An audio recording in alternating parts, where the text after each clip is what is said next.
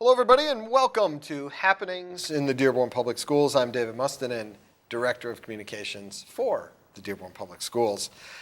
It's that time of year again, late fall, and all kinds of fun things coming up. The election is just around the corner at the time of taping this show, but even more importantly, sports, right? All kinds of great sports going on. As always, joining us, Dr. Glenn Maleyko. Glenn, how you doing? Doing very well, David. Good to Great, see you as great. always. Excellent. Special guest joining us today, our Executive Director of Business Services, Mr. Tom Wall. Tom? Thanks for having me on, Dave. Yeah, great. Glad that you could be here. So, so I mentioned sports because not only basketball start, hockey season, of course, Hockey, right? yes. We started out with the Wings. We lost the first two, but we look good. 4 straight so far. So that's good. Are you good? That's a good prediction thing. This year. I'm not so. I don't know if Let's I can hold commit. off. I can Let's commit. hold off. Let's hold off till we Yeah, get a few all games under our belt, and then we'll Okay. start prodding you for some Red Wings predictions. All World Series starts actually tonight. We're taping on the first night of the World Series, so that's exciting. Football, big U of M, Michigan State Michigan game State. going Yeah. What on. about Michigan So, State? yeah. What did you want to say about Michigan State? Tough year for my Spartans this year, but that's okay. That's okay.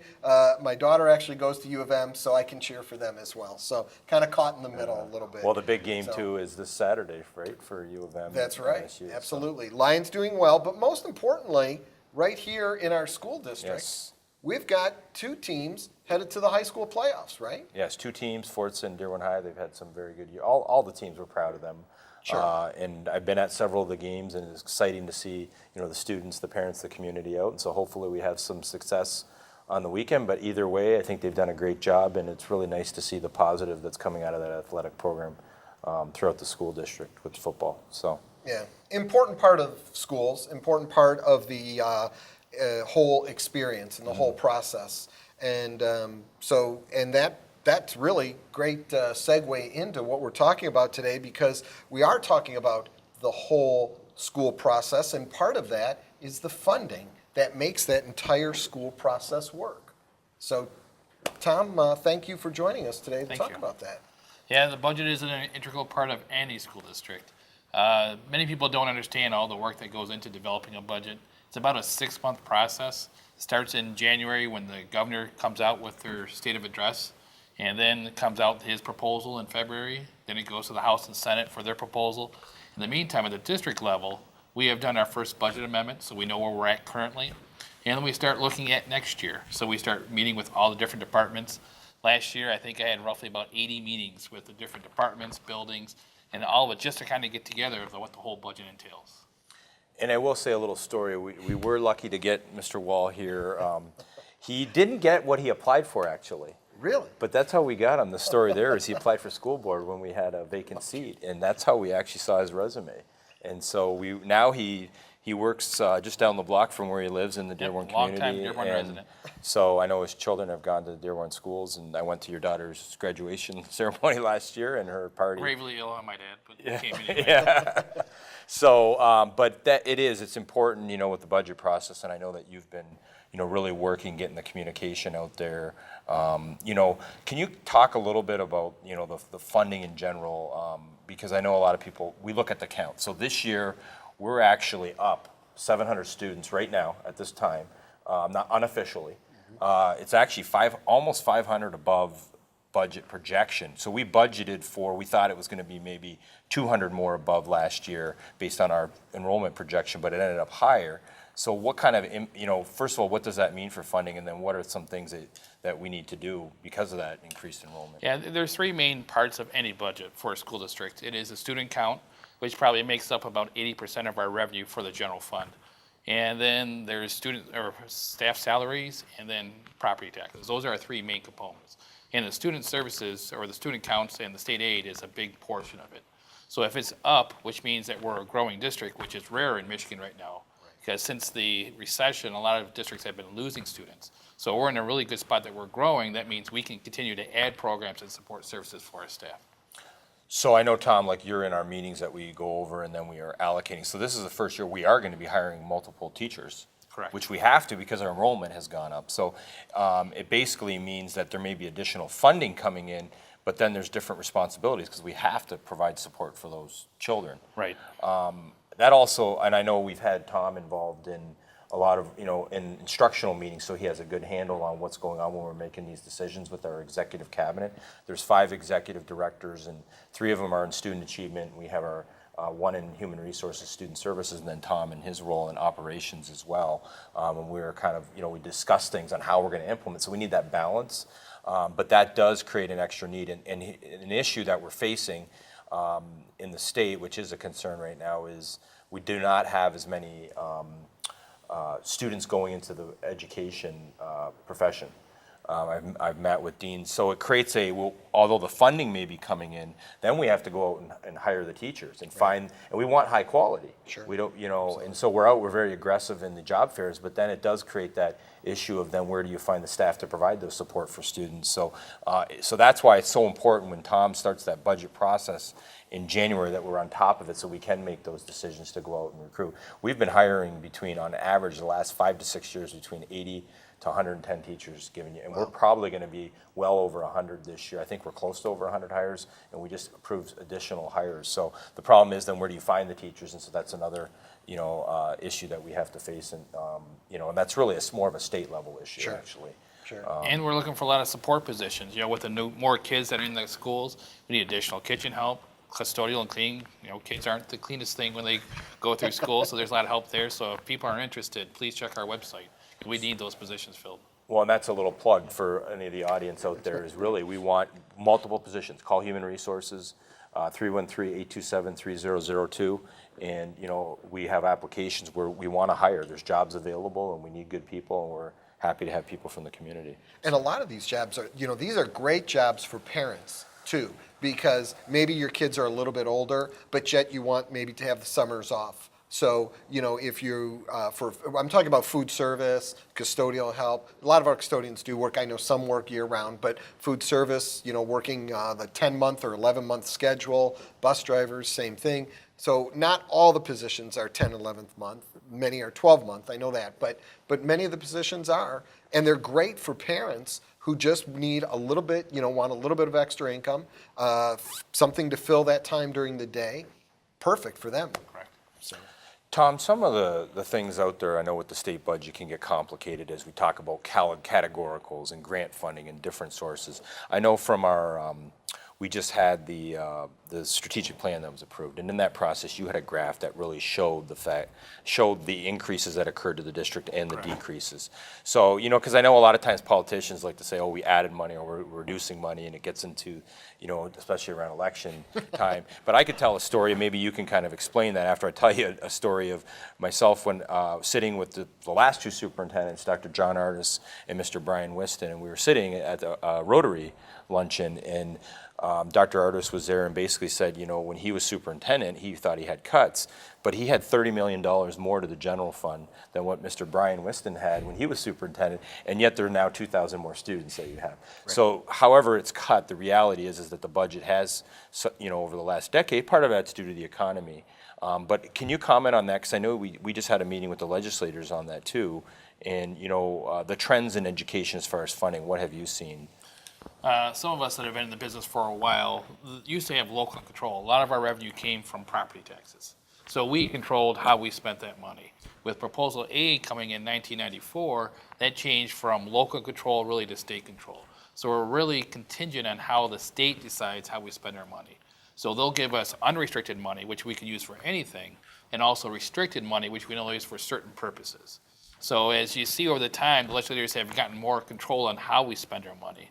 So we have well over 8,000 individual accounts to how to account for the money, which makes it very hard for budgeting because you have restricted and unrestricted for specific purposes. So there's a lot of education that happens also on how we have to spend money. So just for example, too, I know that we've talked about the cost of the retirement costs, districts having to pay more into that retirement fund. Right. So the state, in one hand, gave us more money, and then on the other hand, took that money away because we had to pay it back to them for retirement costs. So again, as Glenn was saying, it's kind of that political game that's played. Well, we gave you more, but on the other hand, you also took away that same amount. We just kind of acted like a pass-through. And again, for some of those categorical funds, those specialized funds, we've lost a lot of that over the years. Right, our unrestricted money has gone down over the years. And what is the total budget for the Dearborn Public Schools? In the general fund, which is kind of where we have more control of, it's about 190 million. Overall, with bond money, you're talking 240 million. So $240 million, I mean, that's not a small company. The Dearborn Public Schools is really a pretty big enterprise. Correct. Last year, Crain's Magazine had us as the fifth largest employer in Wayne County outside of the city of Detroit. And that include Ford Motor Company, all the interested. Now, they were just above us, but Sure. we were, so we do. So as the more students come in and we're hiring more teachers, that's good for the economy. That's why we're hoping to get more people going into the profession. We got to find people to fill Sure. these positions in these jobs. And it's about 2,500 employees. Oh, yeah, somewhere over around in that 2,500, number. yes, when you consider full and part-time employees. Great. There's about 1,400 in the DFT teacher union that we have currently, so. We talked a little bit about state, and you got into categorical. This is one thing, and Tom, I know that you're, and David, you both were at the meeting that we had with our 5 local legislators, and we met, that have somewhat of a piece of Dearborn. George Durrani obviously is our big one, and Morris Hood. We also had Representative Plewicki there, and we had Senator Kanizik, and then Santana. And a lot of it did get to budget. But we're trying to create this network, and last year we are advocating for our students. And I know Dearborn is one of those districts that unfortunately did not get what they call that at-risk 31A money. Right. Last year it was in the House plan, but it was not in the Senate and the governor. How much money would that have meant to Dearborn, and what are your thoughts on that amount of funding, obviously, when we look at the number of students in our district? In 1994, when Proposal 8 came in, they took a snapshot of how much revenue the district was raising locally. And that kind of set us where we began on the whole funding aspect for the state. Now, we were higher than most other districts, so we were what we call the hold harmless district, where we were out of formula from what everybody else was doing because we were raising more locally.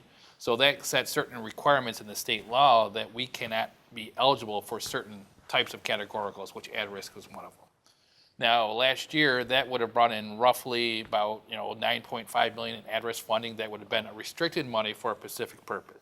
But our actually hold harmless levy is around 10 million, so it wasn't advantageous for us to select it at that time. But obviously, there's a lot of give and play, so that's the hard decisions that we have to make annually on how to develop the budget. And the hope would be that we're going to contact our legislators and say, look, students in Dearborn deserve a piece of that Correct. at-risk funding to help students that, that are in need. Yeah, because our free and reduced, population is anywhere from like 67 to 73% annually. Wow. Just before we wrap things up here, and like I said, we are actually taping the show before the election. However, probably many people may see this after the election. There's a proposal on the ballot, an enhancement millage for Wayne County schools, for schools districts in Wayne County. If that were to pass on election day, what would that mean for us here in Dearborn revenue-wise? They've estimated about $385 per student, which would raise roughly about $7.9 million for us. In Proposal A, again, when the state took over our revenue sourcing, we're not allowed to levy any additional taxes underneath that avenue. One of the exemptions is the county-wide enhancement millage, and that's why the county is running this campaign. And one factor for Dearborn is that in a lot of cases in the years past when villages have gone out, Dearborn used to be called as a donor district, meaning that more tax base was collected and sent out of the district than what came in. In this case, it's actually the opposite because of our enrollment. Of the 7.8 approximately, or whatever it may be, $1 million that we would gain per year for 6 years, the tax base collection would be around 6.2, so there'd be a net gain for the city of Dearborn, or not the city, but our school district of Dearborn and for our students. So. Great. Those would be great funds that can be used for Unrestricted. For any of sources to help our students and go directly back into the classrooms. I want to just point something out with that too. We definitely want to put support in the classrooms for class size and other programs to help students, but we also have to look at the fact that we do have 35 buildings in the district. We've done, I think, a great job overall. Our engineers in our operations under Tom's department of maintaining our buildings. But we literally, in the bad budget times, cut that budget for a district at one point down to like $300,000 a year for an entire district for improvements. We're now up over a little million, but even that is not. There were years when that used to be $4 to $5 million a year. Sure. So we have a lot of new buildings. We also have a lot of old buildings, as when we did the strategic planning. So the reality is, you want to keep the high quality of education, but you also need to have the high facilities. Sure. And one other factor with that we're seeing right now is we're in pretty good shape at the elementary and middle school as far as our student enrollment and capacity in the buildings. But we do have some issues at some of the high school with the growth, which is a good problem to have. Sure, absolutely. But we're going to actually look at school of choice capacity and the needs for the building this year, and look at whether or not we need to do some expansion or some changes possibly at the high school level, because that's an area that we're concerned both at Dearborn High and Fordson. Great. Well, that's a whole nother big topic that we'll be able to drag in some other people onto the set. And Tom, you won't have to go solo. We'll bring in some of the operations guys, and we can have a nice big discussion about our operational needs and our building needs as well. Can I get a prediction for the Saturday game, David? What do you think? Unfortunately, I'm going to have to say that I think U of M is going to win that game by a big margin. But it's an in-game rivalry. It's in-state rivalry. right. So you never know. You never know what can happen. That's why they play the game. That's And why of they course, play the we game. wish our Dearborn High and Fordson all the best this weekend. Absolutely, absolutely. Go Tractors, go Pioneers, and look at Tom. I got all the way through this show and didn't even bring up Central or Western. Right. So Because it's my favorite, you didn't bring it up. Go Broncos. All right. Well, that's it. That's all the time. We probably even went over this time, but that's okay. It's a big topic. It's an important topic as well. And we will be back throughout the year with other great and important topics, all of them happening in the Dearborn Public Schools.